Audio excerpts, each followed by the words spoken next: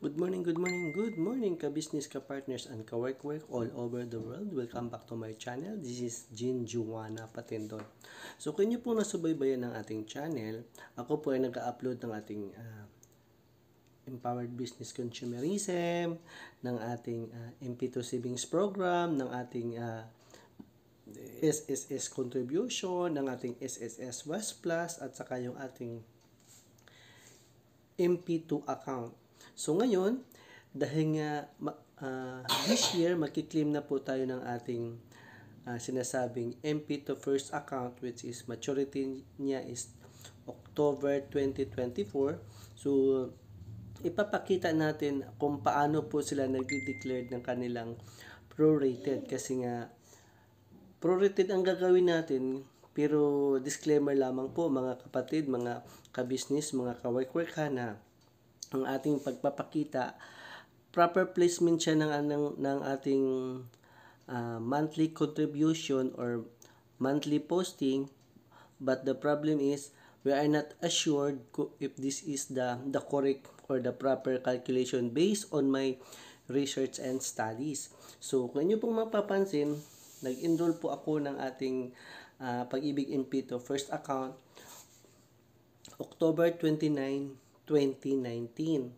Then nakapaghulog po tayo ng ating second hulog November 27, 2019 pa rin. Pero ating tatandaan, dahil last quarter of the year na po siya ng 2019, then yearly po ang ating calculation. So ibig sabihin, dito po tayo magbe-base sa ating sinasabing yearly claim or sa ating pagmamature. So kung halimbawa nakapag-open tayo ng ating first account ni Pag-ibig MP2 na which is October 29, 2019, so ibig sabihin magmamature po siya ng October 2024.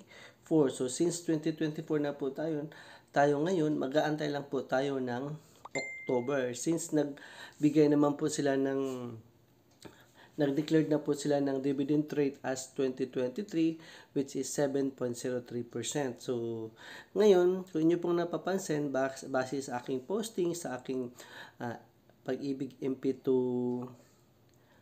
contribution, naka-highlight po dyan ang October, kasi nga dyan po tayo mag-count ng as good for 1 year, as good for maturity. So, ibig sabihin, kung nakapaghulog po tayo ng October, magtatapos din po siya ng October 2024.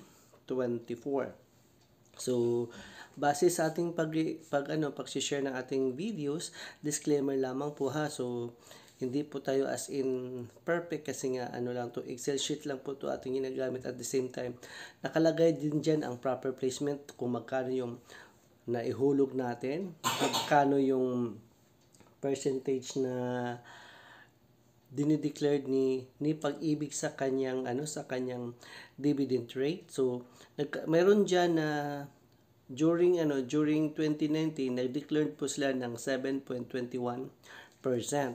Then during the pandemic, which is 2 years, let's say year 2020 and 2021, parehong 6%. Then 2022, good news dahil nga tumaas po siya ng 7.03%. Then, mas lalo pa po siyang tumaas pagdating ng 2023, which is 7.05%.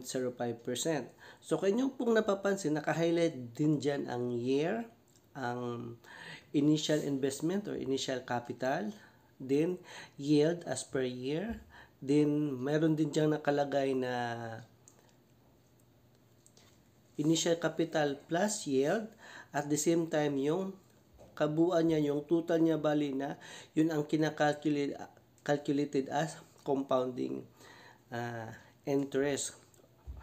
So diyan natin makikita, kung niyo pong napapansin, merong mga formula na aking pinagpipindot-pindot, dahil nga yan yung ating kinukuha yung sinasabing prorated. So pag halimbawa prorated, so tulad ng 2019, kung nag-declare po sila ng 7.21%. So, ibig sabihin, ang aking hulog na 1,000 noong October 29, 2019, so kumikita lang po siya ng 7.21%, kasi nga 7, kahit tanggalin natin ang percent, ganun din. So, 7.21 dahil nga siya, ah, unang hulog pa lang or unang taon. So kung inyo napapansin, dalawa ang kinukuha natin kasi nga yung November covered pa rin siya sa 2019. So parang parang ang mangyayari nito, magba-backward tayo. So halimbawa naman nitong dahil nga nagkaroon ng pandemic, so ang dividend yield natin nakuha nung panahon ng 2019 is only 42.17. So hindi masyadong kalakihan dahil nga parang 1,000 lamang po ang ating kinukuha. At the same time, yung pangalawang hulog na 2,000. So kanya pong mapapansin sa aking paghuhulog ng aking Pag-ibig MP2, so inaabot po tayo ng 16 total of contribution. So depending on the amount, depending on the month, depending on the year, kung paano natin siya naihulog. So sabi ko nga, nakapagsimula tayo ng October 2019, patapos na bali ang 2019. So sa 2019, dalawang hulog. Dahil nga nagkaroon ng pandemic 2020, so nakapaghulog ulit tayo ng dalawa lang din, which is hindi ko alam kung November or December or October ba yon. So sumunod naman 2021. So ang 2021 medyo naka-recover na tayo. So inabot po tayo ng lumalabas na 6 plus medyo delayed ang posting. So may tayo, kabuang 7 na hulog. So sa 2019, dalawang hulog. Sa 2020, dalawang hulog. So 4. Pagdating naman ng 2021, meron tayong 7 hulog. So inabot tayo ng 11. Tapos nagkaroon ng 3 hulog by 2022, 14. Tapos may 2 hulog sa sa 2022. So ayan. So kaya 16 ang ating total contribution, tapos ang month, tapos yung amount na ating nahulog naman is inabot po tayo ng 191,484.51. So kung ating isa-isahin, medyo mataas ang process, medyo mataas ang ating, kasi nga prorated ang ating kukunin, pero idadagdag natin dyan yung sinasabing compounding. So base sa compounding interest, merong dalawa ang ating kinakalculate dyan, kasi pero pa-backward tayo kasi nga siya, kung ating napapansin, halimbawa tulad nga ngayon, nagde-deposit tayo ngayon ng let's say January 2024. So magde-declare sila ng dividend rate next year, let's say March 2025. So ang dinideclare nila is yung hinuhulog natin within this year muna, na let's say January 2024. So parang pa-atras bali. So ibig sabihin, maghuhulog muna bago magkaroon ng dividend rate or dividend income at saka dividend percentage. So sa aking calculation, hindi ko lang alam, correct me if I'm wrong, disclaimer lamang po, kasi nga hindi naman po talaga tayo as an expert. Ito'y base lamang sa ating pagre-research study, sa ating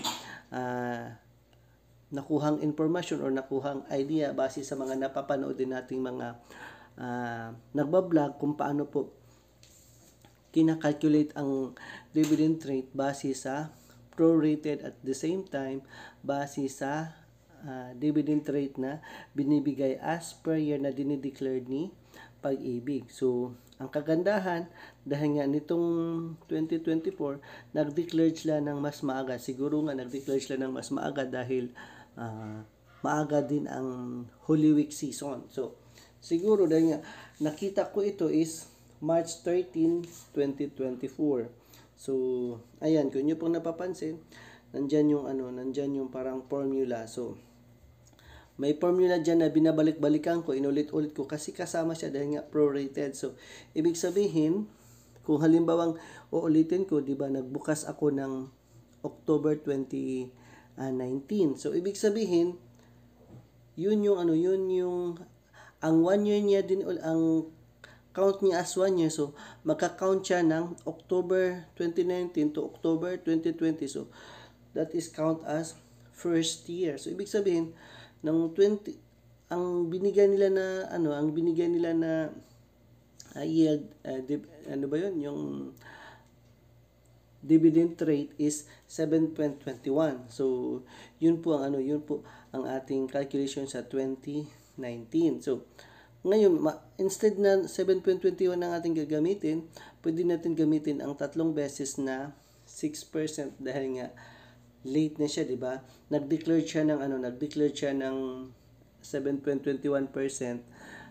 2019 tayo nag-open pero nag-declare sila ng 2020. Naghulog tayo ng 2020, nag-declare sila ng 2021. So, ganun. Kaya nga pataas. So, again, if you like this video, sana nakapagbigay ako ng karagdagang information, karagdagang idea na tayo po ay nagkaroon ng kaalaman tungkol sa ating pag-iimpok sa ating pag-ibig impito kung paano po ang calculation sa sinasabing prorated base sa kanilang dividend rate. So, uulitin ko, nandyan yung mga posting natin na amount at saka sa month na date. So, ni-specific ko na lang kasi nga nakalagay man din dyan ang year value. So, let's say 2019, 2020, 2021, 2022, 2023, and 2024. So, sa 2024, medyo hindi pa ako naghulog o hindi pa ako masyadong nag-update kasi nga ang calculation natin is although nag-update sila ng pag-ibig impito rate na which is 7.05% nung March 13 nga sa base sa aking nalalaman. So if you like this video, please follow and keep on watching. Thank you for watching. Stay safe. God bless and bye-bye.